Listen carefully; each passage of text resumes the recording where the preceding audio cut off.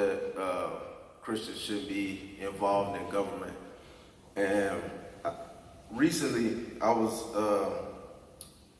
brought to my attention that in 1 Timothy 2, it says, first of all, supplications, prayers, intercession, giving thanks be made for all men, for kings, and for all that are in authority, that we may lead a quiet and peaceful life in godliness and honesty, so that the gospel can go forth. And so it's my belief that God wants there to be an environment where it's peaceable for us to preach the gospel. Like in certain places in Canada, they'll take your kids if you're preaching the gospel to them and they express that they don't want it. And that's like where we're going as a nation. But my question is, what would you recommend for like a first step to get involved in government or in a voting cycle or something like that for Christians?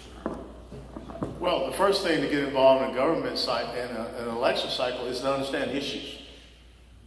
And there are many different aides out there that, go right down the line on issues, and you can do the comparative analysis. But again, I'd say you guys come together and talk about life, liberty, and property. And you can refer back to the scriptures on life, liberty, and property. In the Bible, it says, if a man does not work, he shall not eat. Work. And am I right? That's right.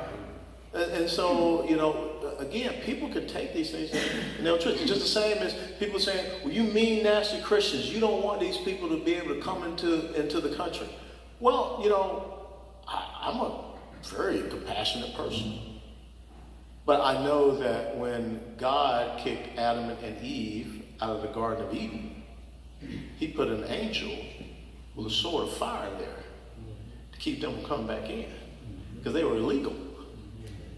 When I look at the Bible, he lays down, in Ezekiel, I know for sure, the boundaries of Israel.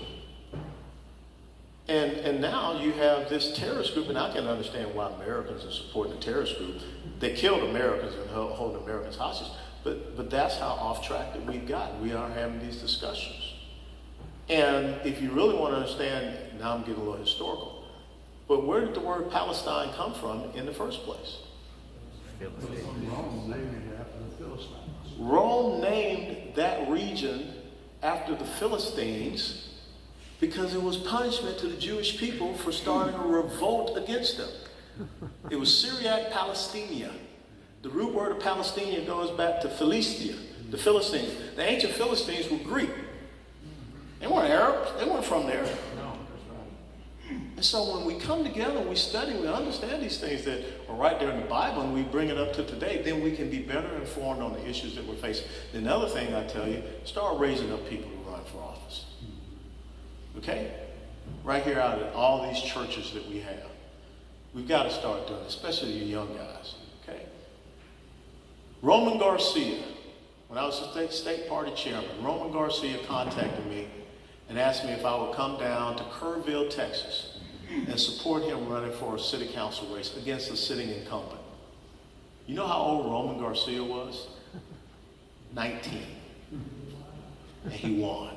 Wow. Golly.